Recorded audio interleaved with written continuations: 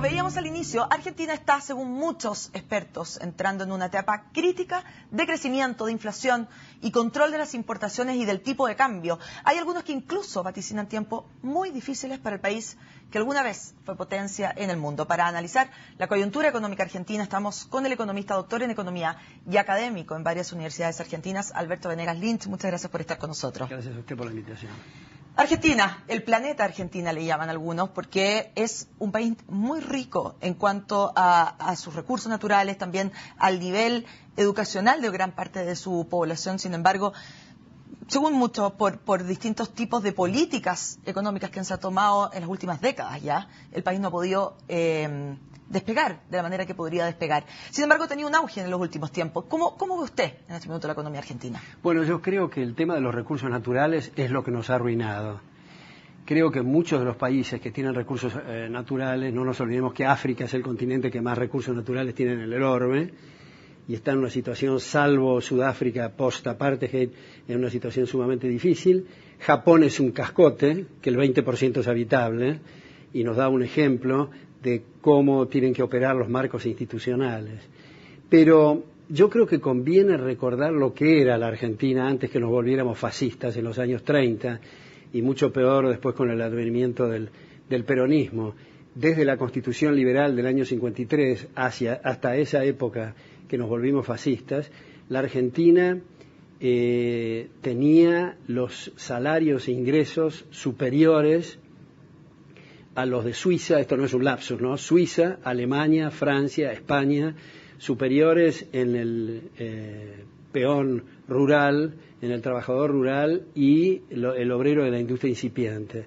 Venían los inmigrantes a hacerse la América, competía con Estados Unidos, si venían a Argentina o Estados Unidos, la población se duplicaba cada 10 años, teníamos muchos indicadores similares a Estados Unidos, exportaciones superiores a Canadá y Australia, incluso algunos otros indicadores culturales, como por ejemplo la Academia de Francia en el centenario, en la Argentina en 1910, 100 años después de su independencia, declaró que los debates parlamentarios en la Argentina eran de un nivel igual que esa corporación, la Academia Francesa, por la versación en filosofía, en economía, en derecho, en fin. ¿Qué pasó, entre tanto? Pasó en que hubo, Alexis de Tocqueville tiene un análisis, me parece muy interesante. El francés filósofo. Exactamente, decimonónico, dejar espacios y dar por sentado. El tema de dar por sentado el éxito de un país es el momento fatal. Y ocuparon los espacios el ámbito más importante y crucial, que es el ámbito cultural y el ámbito educativo. Por eso, desde el lado de la izquierda, mucha razón tiene el marxista Antonio Gramsci al decir, tome la cultura y la educación y el resto se da por añadidura. Entonces, cuando uno ve en las clases alumnos y alumnas que tienen la oportunidad de oír otro debate, otras facetas, otras aristas y otro tipo de análisis, agradecen tener esa otra posibilidad. Pero si al mismo tiempo tienen la visión keynesiana, la visión de la CEPAL, la visión de los burócratas internacionales, del Fondo Monetario, del Banco Mundial, de marxistas, de socialistas y de fascistas, naturalmente sale una dirigencia en ese sentido que va en una dirección opuesta. Y eso es lo que nos ha pasado en la Argentina, que se resume en una cosa no muy original, porque pasa en Estados Unidos, pasa en Europa, salvando las distancias, porque nosotros hemos destruido todos los marcos institucionales habidos y por haber, pero aumento del gasto público, aumento del déficit fiscal, aumento de la deuda. El gasto público en Argentina ha aumentado mucho en el último tiempo porque precisamente sí tenía ingresos grandes. Por ejemplo, vámonos al caso específico de este momento. Está teniendo ingresos la soya, ¿no es cierto? En este momento está a precios muy altos, subió mucho este año. Y así hay muchos tipos de ingresos que sí efectivamente está obteniendo el país. Claro. Eso también creo que ha permitido, al expropiar a través de las llamadas retenciones, que no son retenciones. Técnicamente, si yo le retengo, quiere decir que le voy a retener transitoriamente y le voy a devolver. Esto es un impuesto mal llamado retenciones, que está en el 35% y ahora se anuncia que va a ser en el 40%. Y la soja, decimos nosotros, ustedes dicen soya, está en Chicago a más de $600, pero recibe el productor 200 y pico por las retenciones y además está obligado a liquidar sus dólares con el dólar oficial. Entonces tiene una diferencia fenomenal. Y eso ha servido para comprar votos, básicamente, y para despilfarrar recursos, y por eso ha aumentado al 32% aproximadamente en los últimos 4 años el gasto público, ¿no? Para muchos las cifras oficiales argentinas en este momento no son confiables. ¿Usted cree que efectivamente no son confiables? Me refiero a los datos de crecimiento, de inflación. La cuestión en otro lado. Yo diría, para nadie es confiable, incluso para los gobernantes, porque todos saben que el tema de la inflación, que el INDEC dice que es el 9% anual, cuando está llegando a cerca del 30%, y esa es una de las razones por las cuales se cortaron amarras con el Fondo Monetario. El Fondo Monetario, y eso daría para otro análisis, a mí personalmente me parece una institución nefasta, pero en realidad cortaron amarras y devolvieron la deuda, hicieron el pago a los efectos de evitar las auditorías que exigía el fondo. Y una de las autoridades es el INDEC, con lo que usted acaba de decir.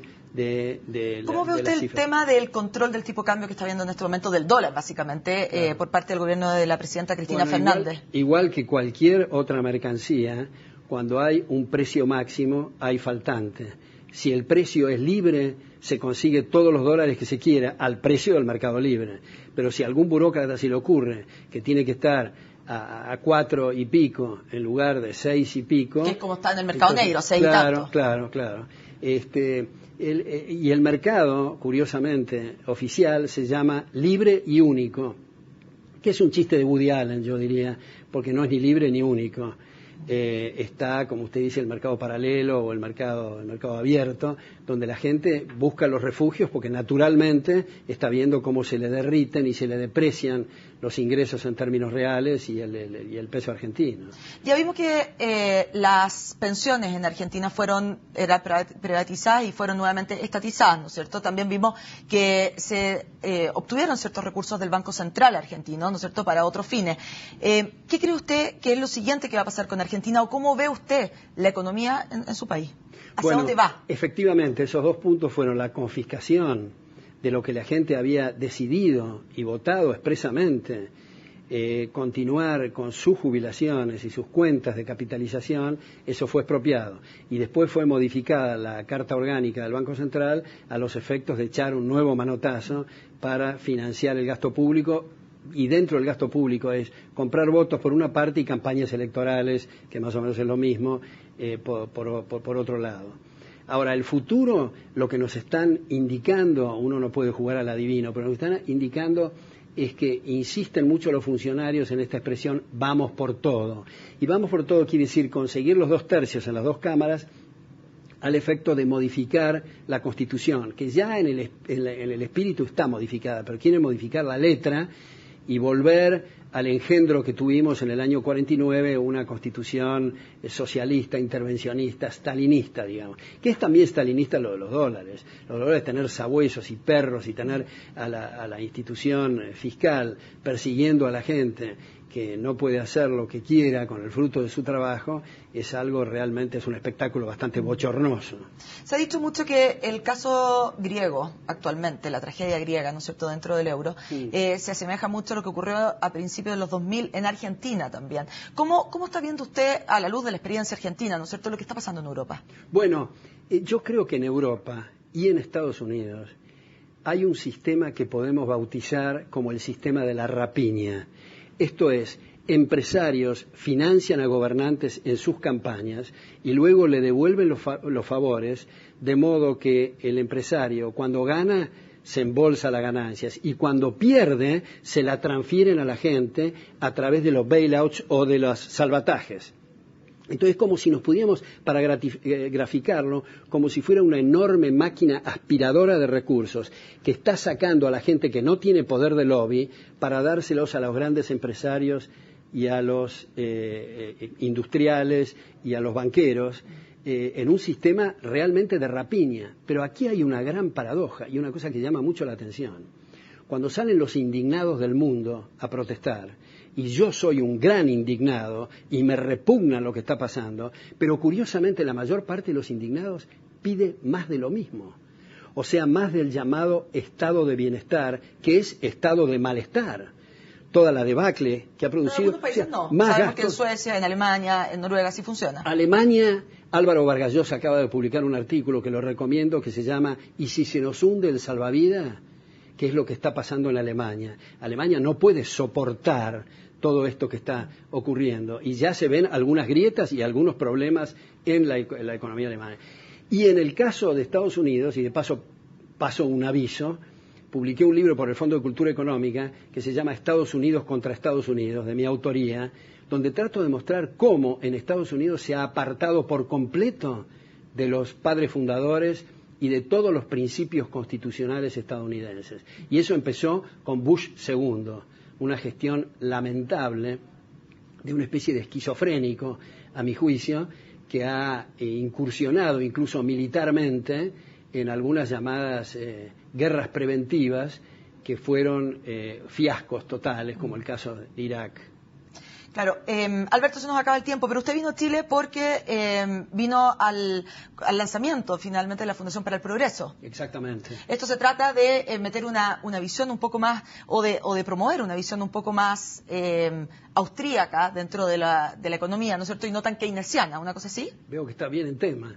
Sí, efectivamente. Y además de buscar la tradición desconocida de la escuela austríaca que integra aspectos éticos, filosóficos, jurídicos y económicos, sobre todo lo que apunta a esta fundación es trabajar en el debate de ideas y no consumir energías con gráficos, cuadros, coyunturas ni asesoramiento legislativo, sino trabajar de las cejas para arriba, o sea, en la materia gris, discutir ideas de muy distintas corrientes de pensamiento. Y yo celebro que una institución en Chile se dedique a esto porque creo que va a hacer muchísimo bien, especialmente para la gente joven y para mostrar el nexo directo que hay entre la filosofía liberal y la situación de la gente que más necesita. Perfecto, Alberto. Muchas gracias por haber conversado con nosotros acá en CNN Chile. Con esta entrevista entonces terminamos este día en Agenda Económica como siempre. Los invito a seguir juntos en CNN Chile.